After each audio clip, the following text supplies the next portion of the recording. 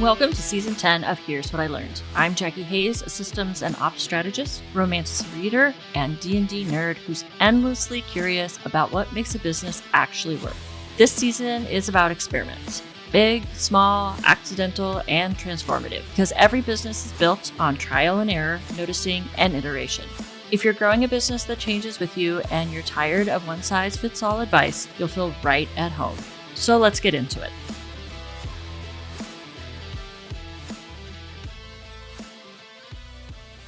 Welcome back to the show, Becky. I'm so excited to have you here once again. She's going to be assigning me an experiment that I'm excited for and also really not excited for. Terrified of? Yeah, a little bit of one of those, I'm going to get a taste of medicine I really don't want but desperately need. Your experiment isn't enough. Tell me why you picked that one.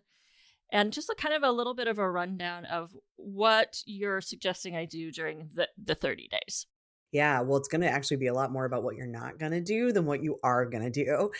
I am writing a book that's coming out. I don't know when this is going to air, but I think it'll be coming out in probably late April. I'm still finalizing the date. The book is actually finished. So I've written a book, I should say, called Liberate Your Business. And it's all about how do we as entrepreneurs and business owners start to decouple ourselves from white supremacist capitalist patriarchy while still having to exist inside of capitalism, right? And we want to still make money, and making money isn't inherently bad. It's about an energy exchange. It's about being able to care for yourself. Like, there are good things about money, but where capitalism teaches us there's never enough money, liberation is about what is enough, right? And so as I started to think about, like, what is one of the core things that also would then lend itself well, I think, to an experiment, for me, it came down to that concept of when I really think about how do we begin to, especially as business owners, sort of pull ourselves out of the conditioning we have around capitalism. I think so much of it is, how do I get out of the cycle of more, and start to train myself to think about enough. And that doesn't just look like money, although that's a big piece of it, right? But it's also, how much is enough sleep, which that's where we end up not having enough, right? With money, we're constantly chasing more at the sacrifice of a lot of things that we actually do need more of, which includes things like sleep, joy, family, all these other parts of our lives. We sacrifice those in this pursuit of more fame, more money, more accolades. And so my goal is, how do we start to make that shift? And I loved the challenge of this, of, okay, it's enough. It's one thing to talk about, okay, I want enough, but what does that start to look like if we want to implement that? In this case, I'm thinking 30 days, you can choose, but I gave you 4 weekly assignments where we kind of break that down into something that an action you can take every week to start to be reconditioning your brain to be thinking about enough instead of more. When I saw this experiment, I thought, this is absolutely perfect. As somebody who, if you're into human design, I am a manifesting generator. Yeah. I am too. It's really hard to, like, this idea of enough, because I'm just constantly bing, bing, bing, bing, bing, bing, bing of things that I want to do. And then as I started to read through your suggestions for the 4 weeks, I was like, well, wow, there's not a whole lot to the assignment each week, which goes back to the enough. Like, I think when a lot of us want to adopt new habits or behaviors, we cram all of it in. Like, I'm going to do this thing. And like, week 1 is literally just define what enough is. That's it. Not even the second week is now put it into practice, which is so not what we're used to. Yeah. And I think that's important. And I think we undervalue how challenging something as what seemingly simple as define your enough actually is. And so we think, I'll do that in the first 30 seconds. And then I'll go and I'll plan 60 more activities that are going to help me start to implement this thing. We need to slow down and actually really think, what does that look like? Because when I ask you to define what enough looks like for you, there's going to be a whole lot of resistance that comes up, because capitalist conditioning has told you that enough means sacrifice, that enough means settling, right? That enough means surrender, that enough means all of these really bad, failing, giving up, right? It means these bad, quote unquote, bad things. That's what we've been conditioned to believe, that when you ask somebody how much is enough money, they think they're immediate, like there's tension in their body that says, well, I shouldn't have to settle for enough. Enough is not asking you to limit. I'm not, in fact, telling you any rules about what enough is. I'm not saying you can only do this month. You can only do this much of whatever this month. You get to determine that. And you may say enough is I actually need to make this much money, and that actually still feels like a challenge. Okay. It can still be more than you're currently making, right? That might still be what actually enough looks like, but we don't even know what enough is. And so taking that time to think about how much do I actually need? Not want because someone else told me I want, not get because I think it'll make me look better in other people's eyes, right? None of these things. But what do I actually need to live a life that feels good, right? That none of us, hate to break it to you, need $1 billion to do that. There's just no need. No one needs $1 billion. And you can't make $1 billion in a way that's ethical. You might need $1 million. Depending on where you live, you might need to make $1 million a year to live a life that is actually feeling really good. Maybe because it looks like housing where you live is astronomically high. Maybe because you live in a culture that says, I need to take care of my parents. That's part of an expectation. And that might mean more money. Like there are real reasons why you might need to make $1 million a year. But what I also find is often when people sit down to really define their own enough, and that looks like, let me actually look at my real budget. And that can include my quote unquote aspirational budget, things I would like to have that would make life feel better. And by the way, that might include, I want to be able to give this much money to mutual aid every month, right? I want to be able to give this much money to my parents to help them, whatever. But once we actually sit down to do that, what I find over and over again is people actually need far less than they thought they did. Because we rarely do we ever define it. In fact, we're not encouraged to do that, right? That is not what capitalism wants us to do. It wants us to think, just take out the credit card and get more. Don't worry about what you actually need, just more. You always need more. And if you actually sit down to define it, you'll realize, oh, I don't. And so that's important. And then the other piece, because I really want you to think beyond just money, which is like productivity. How many episodes of this podcast do I actually need to put out this month? How many social media shares do I actually need to do? How much time do I actually want to spend on social media? Right? And then how much time do I want to sleep? What do I need in order to make that happen? How much time do I want to spend with my family? So I want you to think about like productivity and time, how we want to divvy up that time, what you actually need for that, because that then is where the play comes in, right? This dance of, if I say what I value most, and some of this looks at our values, what I value most is, it might look like community, or what I value most is family, or what I value most is creation and art. I have to then back that up with, how am I spending my time in those categories? How am I using my money in those categories? So if the thing you value most is creativity, it's not for me, but for many people, that is like art, expression, beauty. That is something that many people have as a very high value. Then when you look at how they spend their money, they're putting no money towards that. They're not giving themselves the gift of a class. They're not giving themselves the gift of some beautiful new supplies or a room where they can actually create. And they're not giving themselves the time also for that. So that becomes where you start to get to do this dance of allocating time and money, the resources, towards the things that I actually need and want more of, versus, and maybe at the expense of, things that I thought I needed, often money or amount of time spent at work, that maybe I actually need less of. So that's not a 5-minute exercise. So that's why I'm saying, let's take a week, because there's a lot to consider in that week. There was so much that you said that I was like, oh, I have so many thoughts on this. The first part was, I did an exercise years ago with money mindset type stuff. And I discovered that I put the word just in front of enough all the time, which made me think I'm barely scraping by. I have just enough money to cover my bills, or I have just enough money if my car breaks down. And realizing that that's not really what enough is. No. And then, like you said, having a good life. Enough isn't about just survival. It's about thriving. Yes, exactly. And that's why we need to start to shift our thinking about enough. Enough does not mean settling quote unquote. It does not mean failing or sacrificing.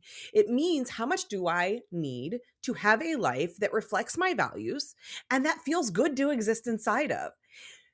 Would it feel amazing to have a personal chef and a personal masseuse and my own indoor swimming pool and like could I name a million things that would make life feel amazing? Yeah, but do I need those to actually be aligned with my values and living a life that feels really good to me? No, no. But do I need safe and reliable transportation? Yeah. Do I need my child to be receiving an education that feels really good, right? By people who know what they're doing? Yeah. And in my case, that means the public schools. That may not mean that for some people. Do I need a home where I have reliable heat and air conditioning? Heck yeah, I do. I'm in the Midwest and it's unsafe to not have those things, right? So there's a lot of things that I need that are not like just survival. They're actually things that are, because I could survive on less. I could survive on public transportation. But do I need for the vision I have for my life, my own vehicle? I do. I do.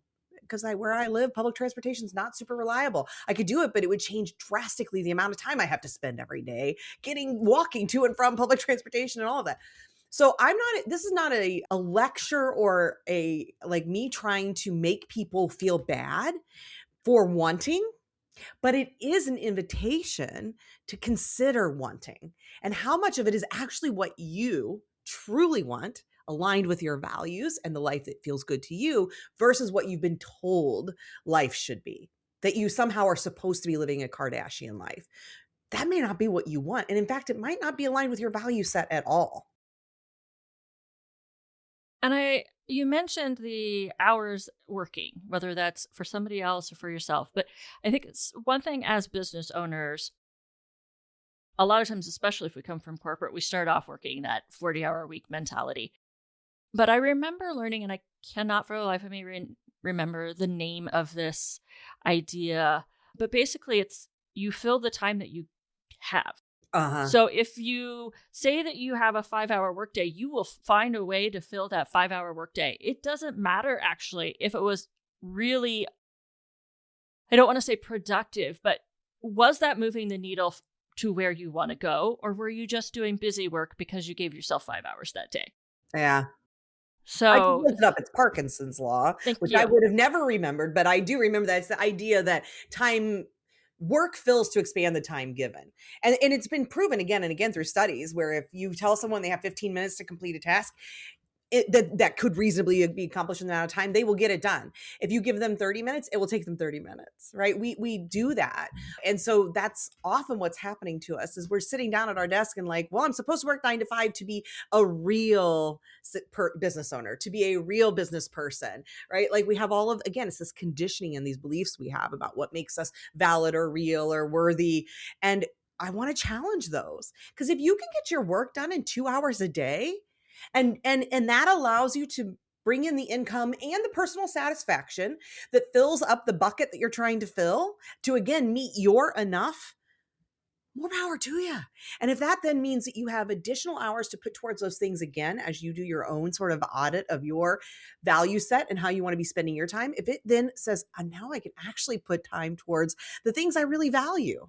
Right. And some of us value our work because my work feels like a contribution. It feels important to me. I want to spend time working. So my enough includes enough time to do that, but it doesn't mean it has to fit some arbitrary number of 8 hours. Right. Yeah. But I also want to make sure I have enough time for creation and for family. And for me, solitude is really important. I'm an introvert. I need solitude. I like that time for just thinking, for moving my body, for writing. Like there are things I do in my own solitude. So I want to make sure I have space and time for that, which for me looks like quarterly. I go to a hotel alone for a weekend. And that is part of my enough. I discovered that, which may feel like a luxury or not a need for survival. It is part of what allows me to survive, to show up as the person I want to show up for my family. So that weekend, 4 times a year, it's about $2,000 a year I spend, right?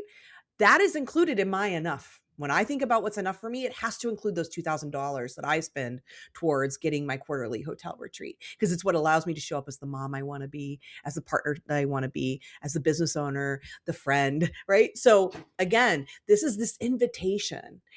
It's not I don't want you, Jackie, as you approach it, or anyone who might decide to do it, to feel like it's some sort of punishment or a limiting thing. This doesn't have to be limiting. It actually can be incredibly opening and freeing, which is what happened for me, where after I started to finally shake off these ideas about what I needed and that it's always supposed to be more, when I was able to give myself that permission and freedom to figure out my enough number and realize I don't have to make $1 million a year or anywhere near it. I don't need to join your 7-figure club, online business owners, because that's not going to satisfy what I need for my life and my value set. And all it does is rob me of so many other things. When I was able to let that go and settle into my enoughness, that actually felt way more freeing than when I was making 6 figures or trying to get after 7 figures or working endlessly towards some pursuit of more. I can't tell you the freedom in it. So like, it at the beginning, I think we will often feel resistance of like, it feels like you're wanting me to put on a straitjacket, but in truth, I'm wanting you to take off the straitjacket that capitalism has already put on you. Yeah. Yeah. That resistance, you have to ask yourself, is that your internal values and beliefs, or is that something that you've been basically programmed to believe is the way things should be? So yeah. And as you do this also, I just want to make sure too, to say like, yeah, it's not you. It's the system. So as you start to notice that stuff, like it's easy to start to feel guilty or icky or just like, oh, why did I believe this, or feel bad about ourselves? But of course you feel that this is literally the air we all breathe. And even when you start to do this work, and I've talked to many people who are farther on this journey than I am, who are like my goals around liberation, and they still, you do all the work, you go out and you breathe the same damn air. So you're like, oh, why am I finding myself again getting caught up in uber productivity, hustle culture, needing to make more money or wanting more things in my house or whatever? It's like, oh, that's right. Because I did the work and then I went out and breathed a little more air and more of it got in, and now I got to excavate that. So like, it's so normal. So don't like resist the stuff that starts to make you feel icky and shamey and bad when you start to do this work, because that does happen. Mm-hmm. Becky, where can everybody find you if they want to follow along more, and also find out more about your book that will be coming up? It'll be released about a month or two after this goes live. So, okay. Well, good, because then you can sign up if you're one of those people who hears this and signs up for the wait list early at beckymollenkamp.com/book, or you just go to beckymollenkamp.com. You'll see it at the top there.